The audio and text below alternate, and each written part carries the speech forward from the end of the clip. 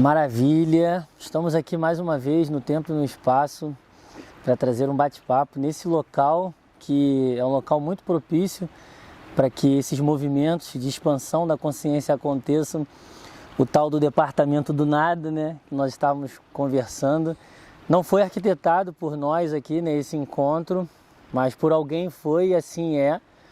E é um motivo de muita alegria poder estar nesse local que nos traz muita paz, nos traz muita conexão com a naturalidade, né, com a nossa essência, e encontrar pessoas através dos guardiões, né, da Prêmio, do Mukti, que oportunizam a todo momento esses grandes encontros, né, da vida.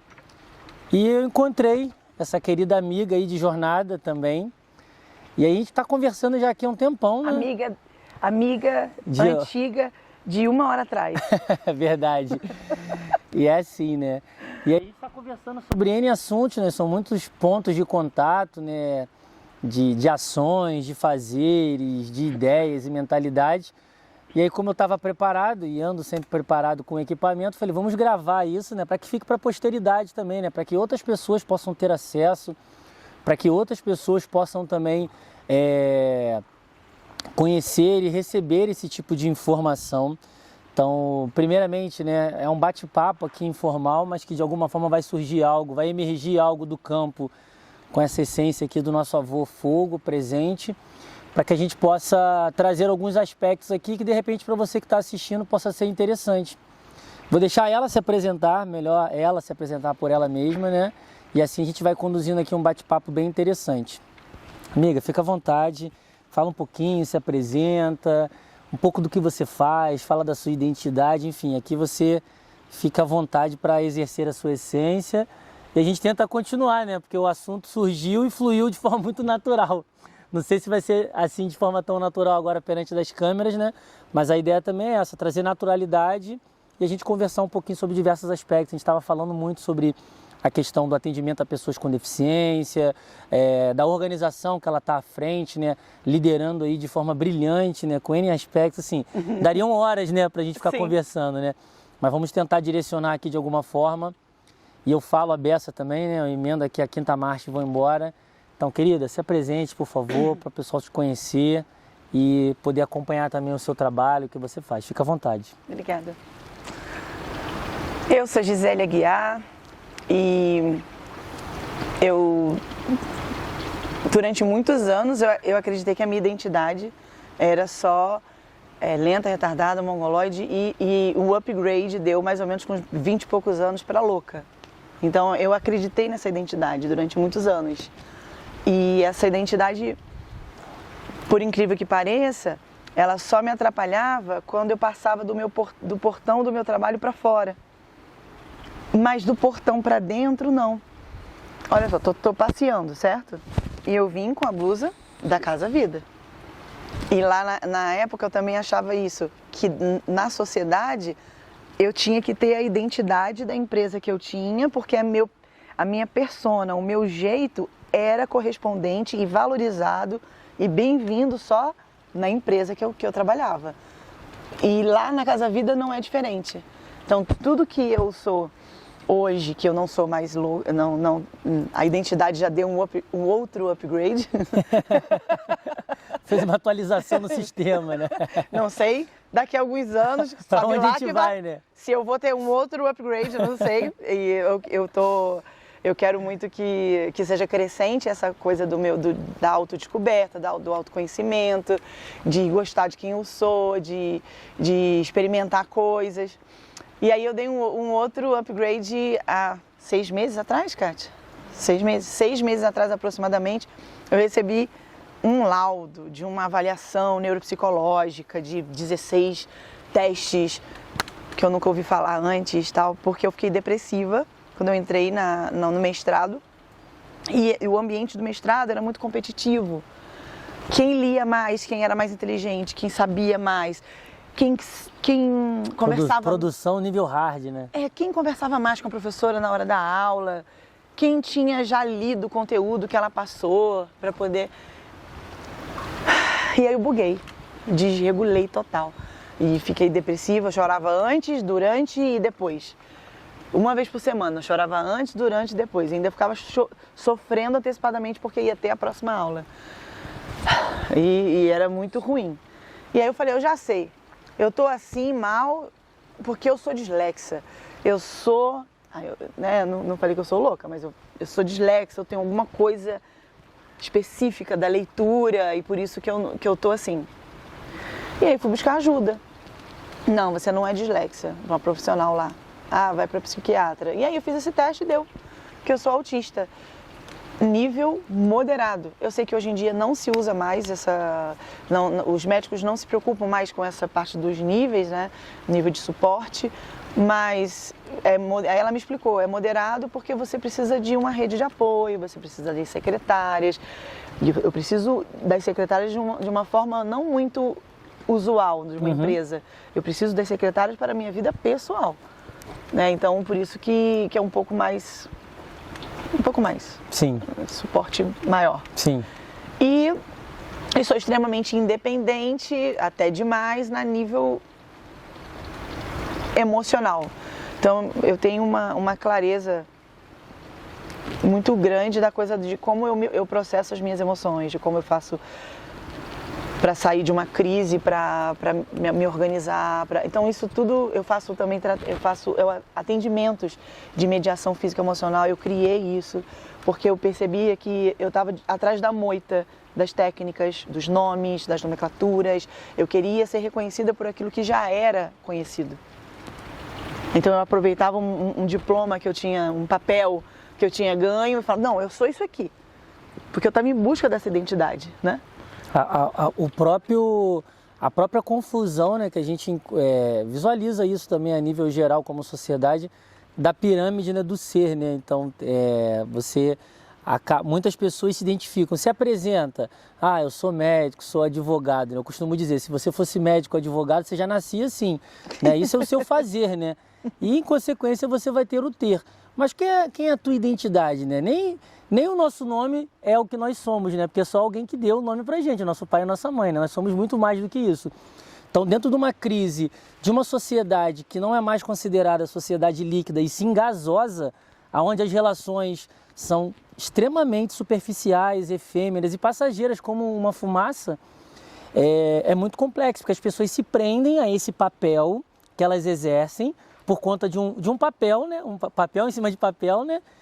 E, eu sou isso, eu sou aquilo. Não, cara, você é muito mais do que isso, é só o seu trabalho, né? E é muito comum, eu falo um pouco de cabeceira, né? São mais de 15 anos atuando no segmento do terceiro setor, atendendo, né, à frente de organizações, de institutos que atendem pessoas com deficiências, famílias, né, na sua essência. É muito comum as pessoas se perderem dentro desses papéis, né? Que é até um pouco do assunto que a gente vai direcionar aqui, né? Como que a organização, que ela hoje está à frente, hoje que eu digo já há algum tempo, dentro dessa identificação de um laudo tardio, né? Que ela teve um laudo tardio. Hoje em dia, né, 2023, tem acontecido muito esse novo surgimento de laudos tardios, né? De pessoas adultas que os médicos ainda não tinham esse nível de conhecimento lá atrás. E hoje é essa epidemia de laudos, né? Pela falta até de conhecimento, até da classe médica, da classe multidisciplinar e tudo por aí vai. Lá atrás, né? Lá atrás que não se existia, né? Então hoje existe muito mais laudos do que antigamente. Nesse sentido, a proposta que a gente começou a conversar aqui de atendimento às famílias, de atendimento às pessoas, de atendimento ao indivíduo ali na sua essência e muito mais a preocupação que a instituição, né, que a causa que ela tem de trazer esse atendimento além do atendimento é que me chamou muito a atenção, porque isso é algo que você não vê em todos os lugares, né? Porque na maioria das vezes, para quem não entende, não acompanha o trabalho, como funciona, né? Resumidamente, você vai a um local, um estabelecimento, seja ele público, privado, gratuito ou não, se tem ali um atendimento, não é em todos os lugares, mas para as pessoas com deficiência, né? Porque o autismo ali está dentro desse guarda-chuva, né? Apesar de não ser uma deficiência, mas ele está dentro do guarda-chuva a nível legal, né? De parâmetro, de benefício e tudo mais. Precisou se colocar o autista dentro de algum lugar. Há esse atendimento às pessoas com deficiência, mas há um desamparo total às famílias. Quando eu digo família, gente, a gente está sempre referindo à mãe, né? Porque é evidenciado que mais de 90% dos casos, né, quem segura ali mesmo o rojão, né, dessa carga emocional é a mãe, é a mulher, a figura do materno. A maioria das vezes os pais abandonam essas mulheres e aí elas seguem carreira solo com essa carga emocional gigantesca que é ter uma pessoa com deficiência na sua casa. E aí a gente trouxe N assuntos, né, dentro dessa possibilidade do pensamento que vocês estão implementando, um novo projeto recente, né? Fala um pouquinho. E que eu já até comecei a falar do projeto porque eu comecei a falar sobre mim. Essa minha busca constante e crescente para eu me sentir pertencente, mesmo com as minhas características peculiares, eu buscando a minha identidade, hoje eu me sinto transbordando essa possibilidade dessas mulheres, das mães que ficam anos e anos fora do mercado, que ficam só em prol daquela criança, como salvadoras, né? Se sentindo salvadoras delas. E aí o marido fala, não, eu trabalho, eu busco o alimento e, né, para poder nutrir e você toma conta do nosso filho. Abre-se um parênteses, desculpa te interromper. Como se o ato de cuidar fosse algo fácil. Então, um recado para os homens, o universo do masculino, tá? A gente precisa reverter isso, porque você não aguentaria 2 dias fazendo o que essas mulheres fazem. Tanto é que os dados estão aí que os homens correm, que os homens não aguentam essa carga emocional, por N aspectos. Mas primeiro, por toda uma estrutura que foi criada, sobre isso que você está falando, eu vou prover, eu vou trazer o recurso financeiro. Nem sempre o recurso financeiro vai conseguir alcançar aquilo que essas mulheres estão suportando todos os dias. Só um parênteses, um recado para os homens, né? Porque como se colocar o dinheiro em casa fosse muita coisa. Pode continuar. E fora os homens que abandonam realmente, abandonam na gestação, abandonam quando descobrem um diagnóstico, que eles não dão muita conta de se verem nos seus próprios filhos, de perceber características que às vezes sempre são deles, da infância deles, e aí vem a primeira fase de você está criando o cabelo, você está vendo cabelo em ovo, meu filho não tem nada, eu também faço isso, eu também fazia isso. A negação, né? A primeira fase é a negação. De se ver na criança, de se encontrar na criança. E aí depois vem aí pode ser o trabalho, aí a mãe fica distante do mundo, né, do trabalho, da identidade dela, ela passa a ser mãe da pessoa, mãe da criança. Eu sou mãe de fulano. E o pai continua sendo o gari, ou auxiliar de escritório, ou o empresário. E fora os que saem de casa, como eu já falei antes, e tem crianças lá que não conhecem os pais. Os pais sumiram de verdade, foram para outro país.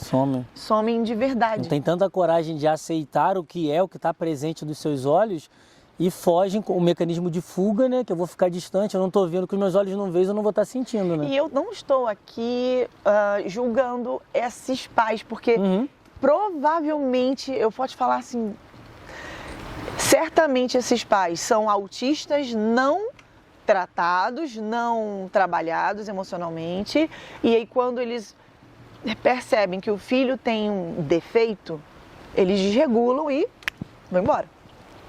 Eles não têm recursos internos para isso. Até porque dentro do universo masculino, né, estruturalmente, esse abismo que existe, né, eu costumo dizer, né, em rodas de homens, nós somos analfabetos emocionais, né, os homens, né, falo na figura do masculino aqui, né, mas tem o feminino presente também, mas na figura do masculino, nós somos analfabetos, até antes do analfabeto, sei nem qual é o termo, emocionalmente, nós não conseguimos elencar 3 ou 4 sentimentos ou sensações que nós sentimos de forma diferenciadas, tudo é raiva. Então eu aprendi que a raiva é a raiva, mas e agora, será que é raiva? Mas raiva é diferente de angústia. A angústia é diferente de ansiedade. Ansiedade é diferente de inquietação. Eu não tenho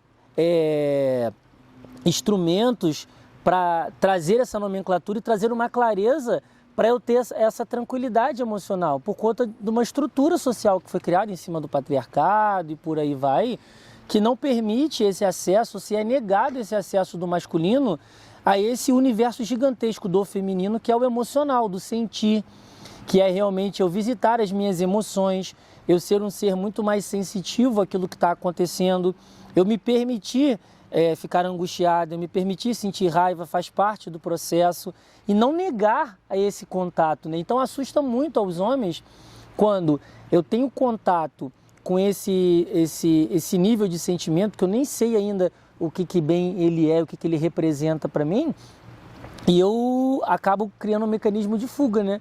Então, isso é um tema muito interessante da gente trazer esse universo paterno do masculino para próximo dessas mães dentro dessa jornada, dentro da dualidade, e auxiliar de alguma forma para que seja um amparo. E não só o amparo financeiro, porque você ainda tem uma identidade social, como você falou, você é o gari, você é o auxiliar de escritório, você é o empresário, você é o funcionário na sua empresa, mas também eu auxiliar e contribuir no aporte emocional.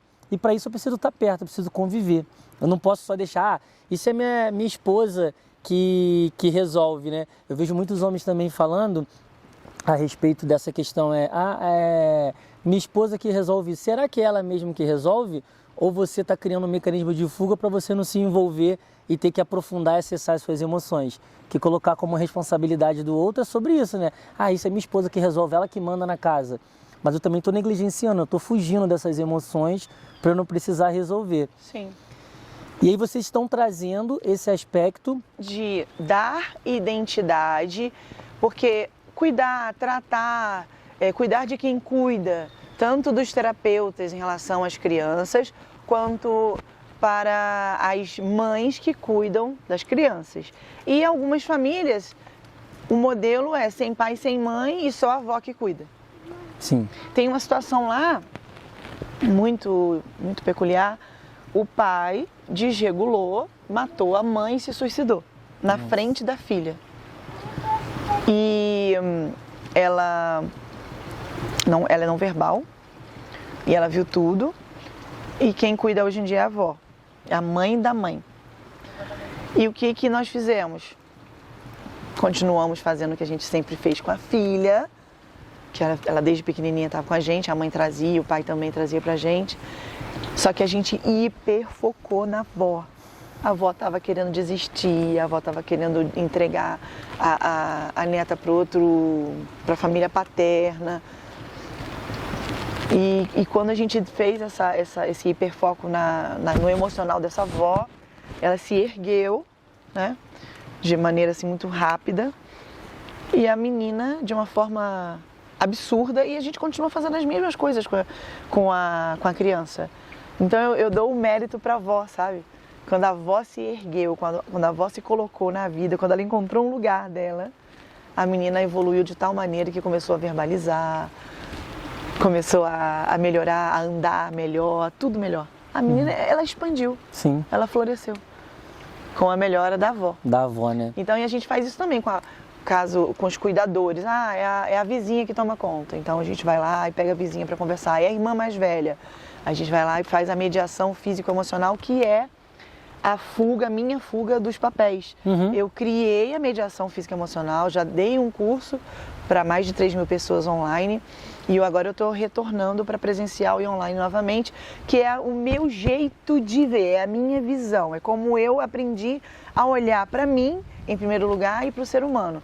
E eu comecei a fazer os atendimentos individuais, que duram até 2 horas, e é só, tipo assim, uma única sessão para a pessoa entender a identidade dela. Então a minha maior dor passou a ser a minha maior força, meu maior transbordar.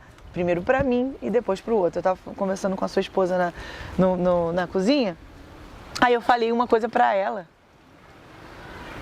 E aí uma amiga estava assim, mas viu, amiga, você tem que ouvir o que você está falando, hein? Isso aí serve para você. Aí eu falei assim, amiga, fica tranquila. Não sai uma palavra da minha boca num tom professoral, num tom de agora eu vou ensinar para vocês como faz. Não sai, porque o que eu leio eu não me entendo, eu não decoro, Então eu só sai da minha boca aquilo que eu experimentei, não foi só uma vez, que eu experimentei muitas vezes.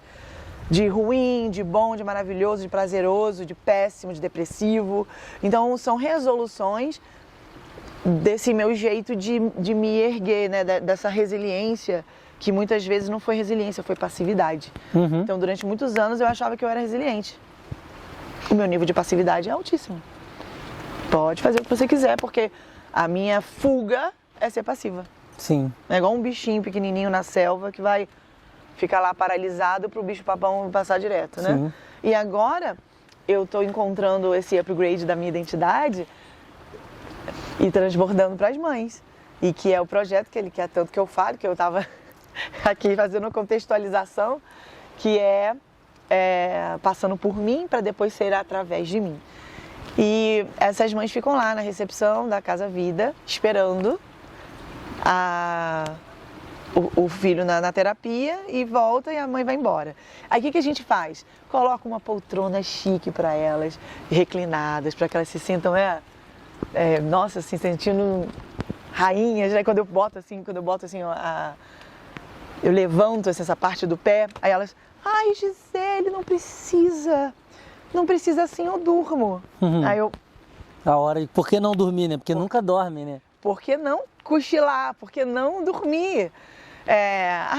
Aí vem uma pessoa, eu não quero massagem não quero marcar massagem não. Aí vem uma pessoa e faz massagem no pé dela. Sabe? Então, a gente já tem esse cuidado e elas se sentem vistas. O que acontece? Elas transbordam essa identidade para os filhos, porque muitas delas não conversam com os filhos porque elas acreditam que o filho não entende. Ah, não, meu filho é autista, ele é não verbal, e ele faz os movimentos e sons, e eu falo com ele, ele não me responde, eu falo com ele, ele não me olha, então ele não me entende.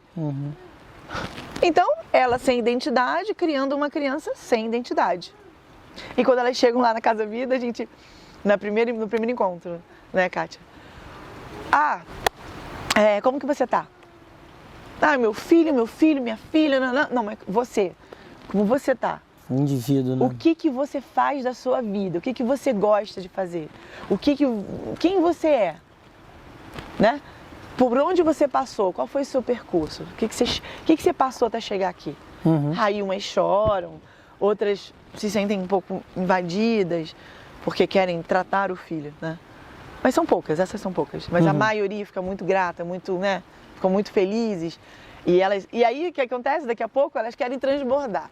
Aí chegou uma lá e falou assim, eu quero... eu cheguei perto dela, semana retrasada, e falei assim, você faz maquiagem, né? E você faz limpeza de pele? Eu faço. Você fez agora com as mães, você ofereceu de graça para fazer com as mães que estavam ali, enquanto você estava esperando sua filha, você fez com as mães que estavam esperando seus filhos, né? Foi. E é porque eu tenho um programa de TV local, eu quero fazer propaganda de você, em gratidão a tudo que você fez, você não cobrou nada da gente, nenhum material. Eu quero fazer propaganda de você para te ajudar a você atender mais. Não, Gisele, eu não trabalho mais não, eu não atendo mais não, você não precisa fazer propaganda de mim não. Aí eu falei, mas... Acabou de atender, oferecer teu serviço, mas por que você fez isso? Aí ela, para agradar vocês, porque eu acho que eu recebo muito de vocês. E eu só fiz um pouco do que eu sei para poder fazer o que vocês já fizeram comigo. Sabe, aí eu... Vamos fazer esse projeto ontem, tô arrepiada, olha, de lembrar. Vamos fazer ontem, o que eu preciso fazer? E eu não entendo nada do que você entende. Acho que por isso que a gente tá aqui, sabe? Tô com vontade de chorar também. Então a Kátia tava falando assim, Gi, você é uma pessoa de muito transbordamento, né? Você sempre acredita que tem muito para poder transbordar. Pega quem quer. Sou muito grata por tudo, mesmo quando eu passava fome na faculdade, mesmo quando eu não tinha nada, né? E o que é ter? Ter está muito conectado, na minha opinião, com o meu ser, com o que eu sou. E o que eu sou está muito conectado com as minhas vivências e com quem eu encontro na minha vida, o que essa pessoa me traz, o que eu posso trazer para essa pessoa. Isso é viver, na minha opinião, é um resumo. E não acredito naquela coisa da positividade Você tem que estar sempre feliz. Você tem que estar sempre muito... Não! O legal é você sentir, você tá vivo, sabe? Você experimenta, você sente, para depois você tomar novas atitudes, ou você continuar naquelas atitudes dentro daquilo que você consegue. E isso vai se mesclando, vai se misturando com que eu acredito muito em Deus como força maior e com quem Deus vai falar com você através do outro. Então hoje eu conversei com você ali, super sentindo a presença de Deus colado comigo, sabe? E naquela hora que eu levantei e comecei a te abraçar, então eu falei, cara, eu tô... O abraço da Peppa, aprendi hoje, o abraço da Peppa pulando na poça. Eu falei, eu posso dar um abraço? Um abraço da Peppa pulando na poça. Então, essas mães... Lá na Casa Vida tem mães que já estão prontas para o mercado, mas não tem onde se encaixar, onde trabalhar. Tem mães que estão na faculdade, que é o caso da Aline, e que querem, de forma ansiosa, transbordar aquilo que elas já sabem como mães, que elas têm uma bagagem incrível, incrível como mães. E eu sempre falei... Nenhuma faculdade dá, né? Que nenhuma faculdade dá. Como. Uma vez eu fui contratar um pai... E aí ele falou assim, Gi, eu não tenho experiência. Eu não vou corresponder com as suas expectativas, ele falou. Aí eu falei assim, você tem uma faculdade de 6 anos de idade. Se chama Dandan. Foi com o Alan. Com carga horária 24/7, né? Com 24 horas de faculdade. Então é só isso que eu preciso de você. Claro que com o seu diploma, claro que com aquela bagagem técnica que você tem, mas essa quase não me importa. Importa para o plano de saúde que me paga, importa para as mães que querem esse papel, importam para isso. Uhum. Mas o que mais me importa é quem você se construiu até aqui, através do seu filho. E, inclusive, eu passei por essa fase. Quando eu comecei a atender mediação, eu atendia médicos, pessoas mais assim... Mas assim... Não que médico seja superior, que eu quero dizer. Podia ser até professoras e faxineiras, já atendi muitas faxineiras, mas algumas se sentiam assim, assim. E aí elas perguntavam, quem você é? Por que você está aqui fazendo isso se você é fisioterapeuta? Você não está invadindo a área da psicologia? Me perguntaram várias vezes, porque eu estava só conversando, né? Sim. Aí eu falei, então, eu preciso fazer alguma coisa para essas pessoas. Aí eu fiz 2 pós-graduações juntas de neuropsicologia e inteligência socioemocional, porque eu achei os nomes muito bonitos e super funcionou. Quando chegavam essas pessoas e perguntavam quem você é, aí eu falava assim, eu sou pós-graduada em neuropsicologia e inteligência socioemocional. E também na hora das minhas apresentações e palestras, aí as minhas amigas que são psicólogas falaram, Gi, investe nessa pós-graduação aí que tá de boa e vai em frente. Sim. Então... graças a muitas pessoas que me rodearam até aqui e essa pessoa também que eu acabei de conhecer e que eu achei incrível como ele me mostrou não, Gisele, são esses tantos anos, são esses projetos, e meu olho brilhando assim, será que essa pessoa existe mesmo? Será que ele está aqui mesmo? Será que eu estou sonhando, sabe? É de verdade, ele está me falando coisas já feitas de coisas que eu ainda estou engatinhando, que eu estou aqui, como é que eu vou fazer, porque eu não me entendo desse universo. E sempre, para nós autistas, temos um pequeno problema. A gente não se sente 100% compreendido na nossa comunicação, mesmo sendo tagarela como eu sou. Então eu nunca acho que eu estou escolhendo as palavras certas para ser compreendida. E muito mais quando eu falo alguma coisa, aí daqui a pouco a pessoa está executando outra coisa do que eu não falei.